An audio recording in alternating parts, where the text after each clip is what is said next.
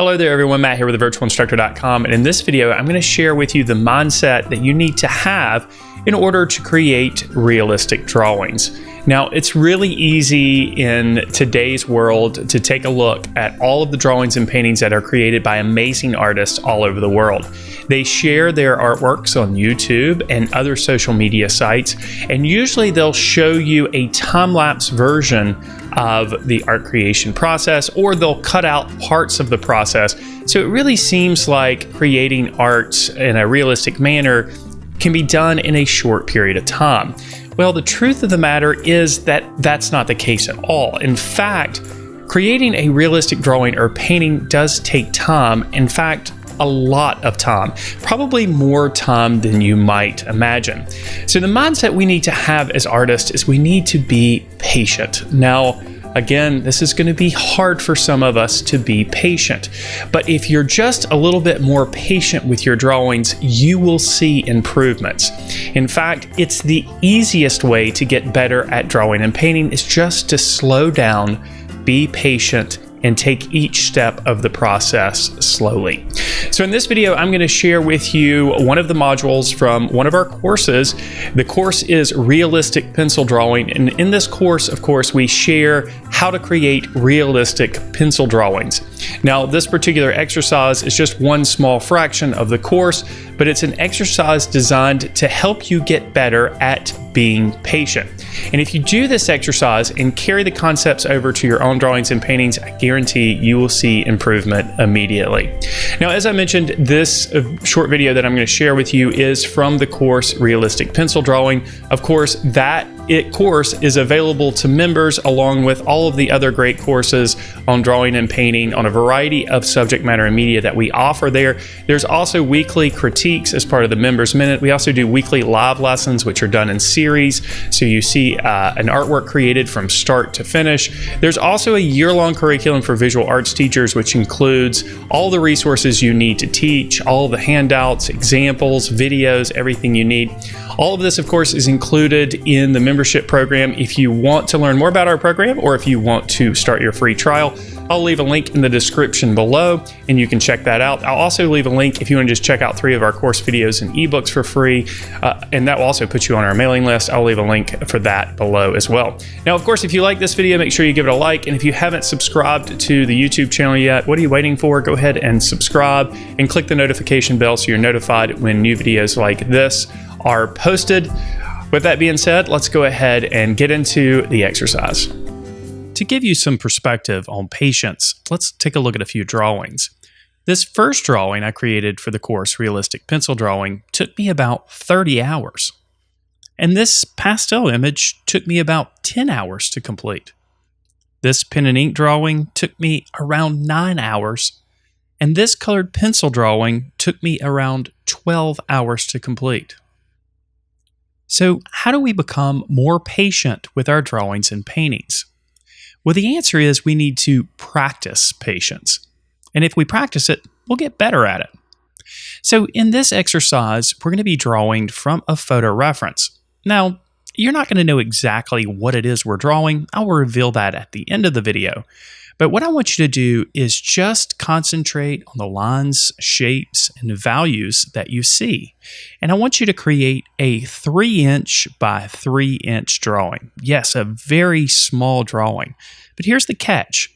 I want you to spend at least 2 hours drawing this 3-inch by 3-inch square with graphite.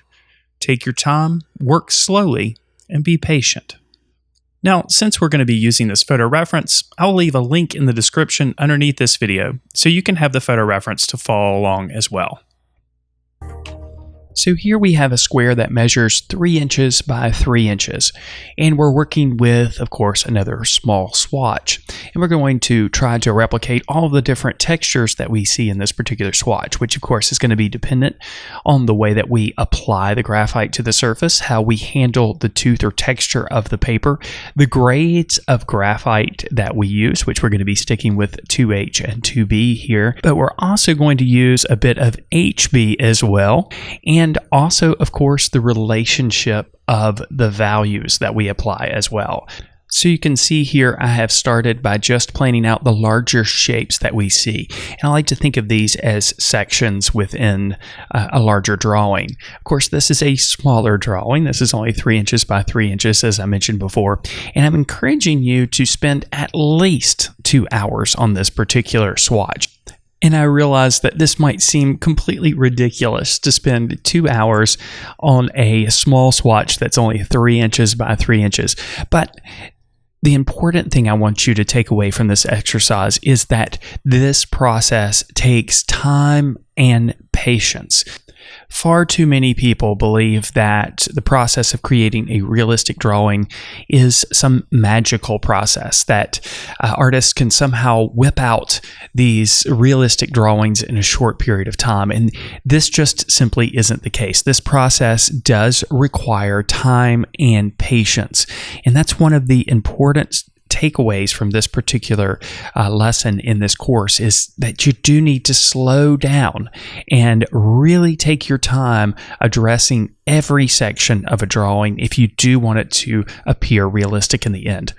Now, as I mentioned a few minutes ago, I'm approaching this particular swatch in sections. So right now I'm just focusing on the blurrier, larger section of the drawing.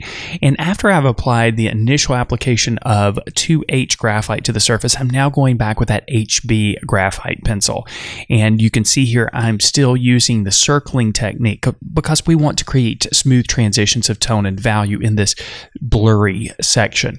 So we're going to just take our time and work our way down from the top to the bottom. And I'm also trying to keep the palm of my hand out of the swatch itself, which, hasn't been an issue to this point with the smaller swatches and drawings that we've created. But this one is a little bit larger, so we want to make sure that we keep the drawing nice and clean here.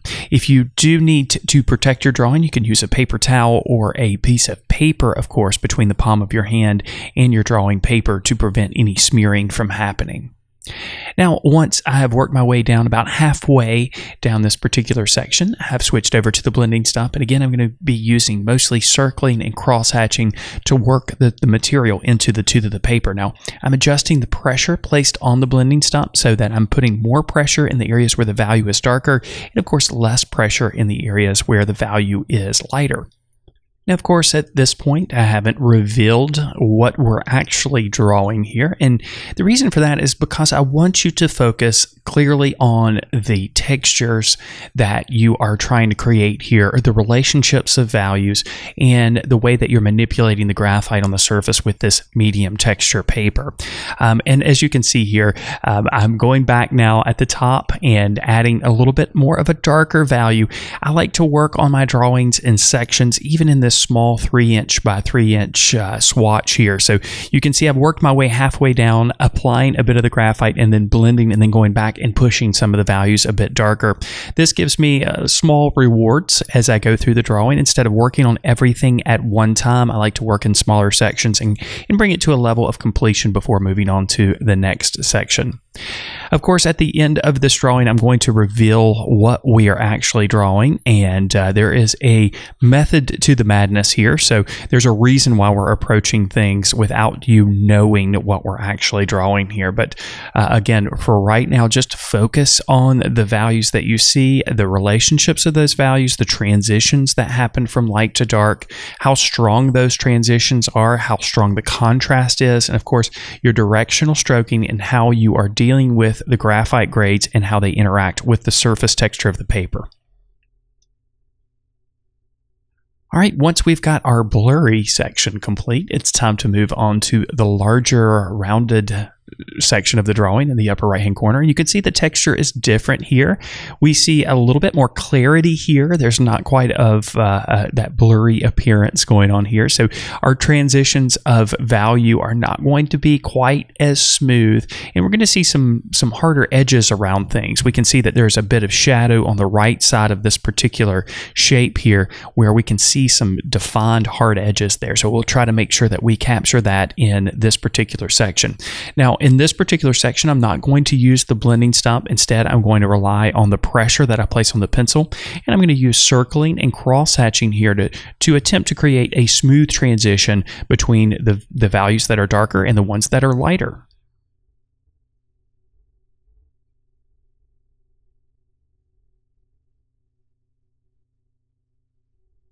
And then, of course, as necessary, I'll be switching back and forth between the 2H graphite, the HB graphite, and also the 2B graphite, of course, our darkest and softest graphite that we're using here. Now, of course, it's time to move on to our last section, and we're going to approach it in the same way that we did our first section for the most part. We're going to start with circling or cross-hatching to create a nice, smooth application. And then, in this case, I did use a little bit of the blending stump to work the material into the tooth of the paper, creating a nice, smooth, even appearance before switching over to the 2B graphite here to start work on the patterns that we see there. So you can see my pencil is nice and sharp in order to create the defined lines that we need here. Now, of course, I'm doing my very best to replicate the patterns that I see in the reference, but if it's slightly different, it's not going to be that big of a deal. So it doesn't have to be exact here. We want it to be close, but of course, it doesn't have to be exact. We just want to replicate the pattern as closely as possible.